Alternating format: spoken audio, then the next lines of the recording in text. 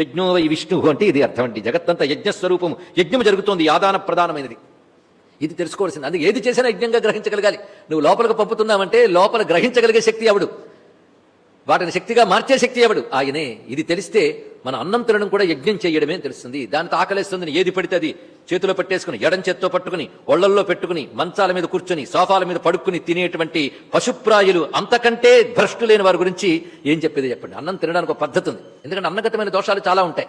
ఇవాళ నీ కంచంలోకి తెచ్చుకున్నటువంటి ఆహారం ఏదైతే ఉందో అది సంపాదించడం దగ్గర నుంచి దాన్ని అన్నముగా మార్చే వరకు అనేక రకమైన హింసలు, దోషాలు జరుగుతాయి. ఆ దోషాలన్నీ కూడా ఈశ్వరార్పణ బుద్ధితో స్వీకరించడం చేత పోతాయండి. ఇక్కడ అలా అన్నం తిన్నవాడికి సద్బుద్ధులు కలుగుతాయి.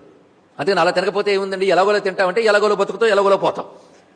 నీకు సద్బుద్ధులు చక్కని లక్షణం కావాలంటే, ఎందుకంటే అన్నమే మనస్సుగా మారుతోంది కనుక అన్నానికి సంబంధించిన సంస్కారమే భారతీయ సంస్కృతిలో ఎక్కువ చెప్పారు. ఎక్కడ పెడితే అక్కడ తినకూడదు, ఏది పడితే అది తినకూడదు. ఆఖరికి ఇప్పుడు దౌర్భాగ్యం వచ్చింది. వారి సిద్ధాంతంలో ఉంటే ఉమ్మి పదార్థాలను అమ్ముతారట, ఎక్కడ పెడితే అక్కడ తినేవాళ్ళు తింటున్నారట. ఈ దౌర్భాగ్యం ఇప్పుడు ఎంత భయంకర స్థితిలో ఉందో చూడండి ఇక్కడ.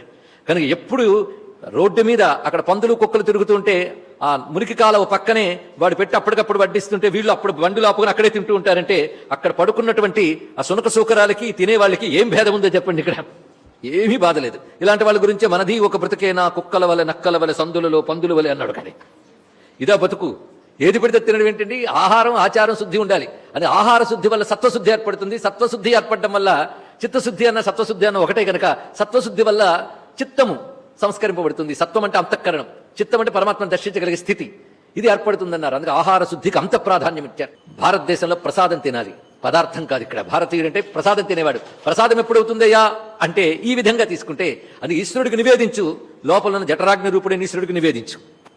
ఆ భావంతో తినాలి. అలా తింటే ఆ అన్నమే నైవేద్యం అవుతుంది, అన్నమే ప్రసాదం అవుతుంది. అది ఎవడైతే ఈ విధంగా ఆహారం తీసుకుంటాడో వాడు మనస్సు ఎప్పుడు ప్రసాద భావంతోనే ఉంటుంది. అందుకే అన్నము గురించిన విజ్ఞానం ఎక్కడ నాగరికత వికసిస్తుందో అక్కడ చెప్పబడుతుంది. ఏది పడితే అది, ఎలా పడితే అది, ఎక్కడ పెడితే అక్కడ తినడం.